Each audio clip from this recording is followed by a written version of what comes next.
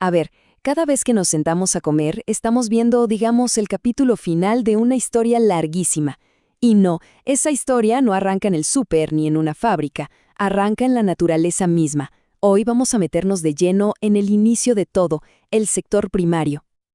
Y es una pregunta clave, ¿o no? Porque piénsenlo un poco. Entender ese viaje es entender cómo funciona una pieza fundamental de nuestro mundo. Es que afecta todo, desde la economía global, pasando por el medio ambiente y, claro, lo más básico, lo que termina en nuestra mesa todos los días. Entonces, ¿qué es exactamente el sector primario? Miren, en pocas palabras, es la base de todo.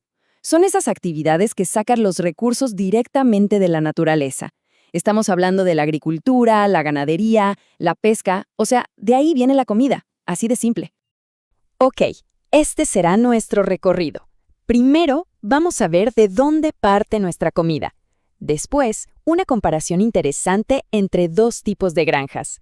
Luego, nos meteremos con las reglas que impone la naturaleza y las herramientas que usamos los humanos. De ahí, pasamos a comparar la cosecha tradicional con la moderna y cerramos con un tema clave, el futuro que nos espera en el plato. Bueno, arranquemos con este primer gran contraste, porque la manera en que se producen los alimentos nos muestra una brecha, pero una brecha gigantesca, tanto económica como tecnológica en el mundo. Y créanme, no tiene nada que ver ser agricultor en un país que en otro. Miren, este contraste lo explica casi todo. De un lado, en las naciones desarrolladas, ¿qué vemos? Pura tecnología, drones, maquinaria de última generación, altísima productividad. Aquí, los agricultores, por lo general, son dueños de su tierra y tienen acceso a créditos, a financiación. Ahora, del otro lado, la realidad en muchos países menos desarrollados es muy distinta. Son granjas familiares, las herramientas son manuales y el acceso a recursos, pues, es muchísimo más limitado. Y acá es donde los números hablan por sí solos. Es que la diferencia es brutal. En los países desarrollados, apenas un 3% de la gente trabaja en este sector. Solo un 3%.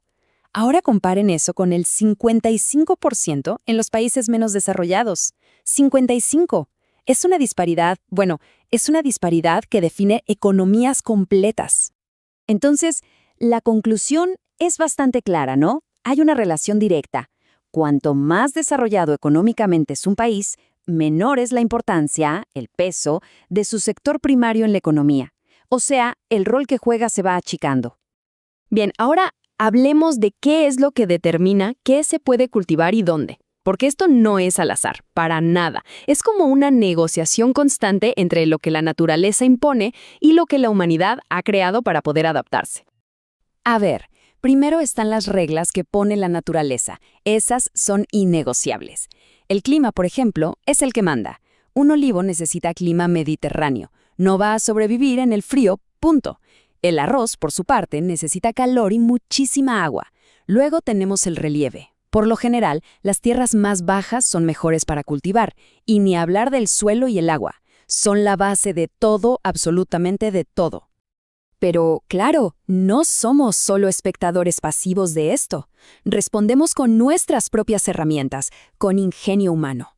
Por ejemplo, si hay mucha presión demográfica, o sea, mucha gente, la agricultura se tiene que volver más intensiva. También usamos tecnología, como los sistemas de riego o los invernaderos, para, digamos, engañar un poco a la naturaleza y superar sus límites. Y por supuesto, no hay que olvidar que las decisiones políticas y económicas pueden cambiar el panorama agrario de un día para otro. Y todo esto nos lleva a la siguiente gran diferencia, porque no solo importa dónde se cultiva, sino también, y muy importante, cómo se cultiva. Y aquí vamos a ver dos sistemas que tienen, filosofías y metas completamente opuestas. Esta tabla lo deja clarísimo. Miren, por un lado tenemos el sistema tradicional. ¿Cuál es su objetivo? El autoconsumo.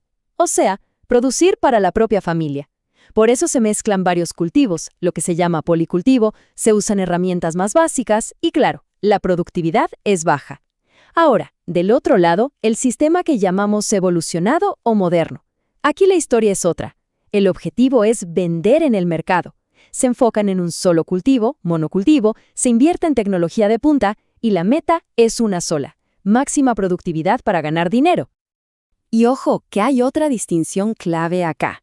Por un lado, está la agricultura intensiva, que es como, imaginen un sprint. Se busca sacarle el máximo jugo a un pedazo de tierra pequeño, metiéndole mucha tecnología, fertilizantes, de todo. En cambio, la agricultura extensiva es más como un maratón. Se usan extensiones de tierra gigantescas, pero sin tanta inversión en tecnología, para aumentar el rendimiento por hectárea. Y bueno, para ir cerrando, llegamos a un tema que hoy está en el centro de un debate, pero un debate súper intenso, la ganadería. Porque la forma en que criamos animales para comer, sobre todo el modelo industrial que es el que domina hoy, nos pone frente a unos desafíos enormes y nos obliga sí o sí a pensar en qué otras opciones hay.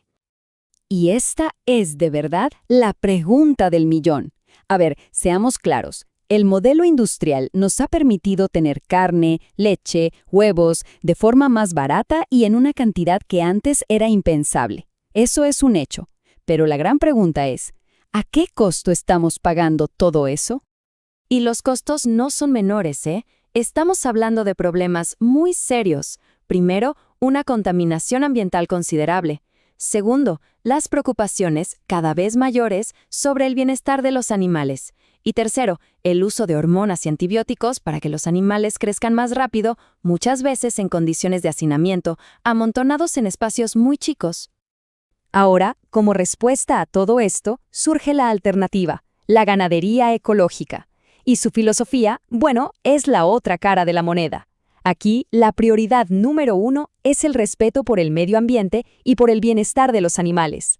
Se crían al aire libre, está prohibido usar hormonas o fertilizantes artificiales y, el resultado, productos de mayor calidad como carne y leche, que además suelen venir de pequeñas granjas familiares. Y con esto cerramos, dejando una pregunta que, en el fondo, resume todo este dilema. ¿Qué elegimos? ¿La eficiencia a gran escala del modelo industrial o los valores que defiende el modelo ecológico? Porque al final la pregunta es, ¿cuál es el precio justo que debería tener nuestra comida?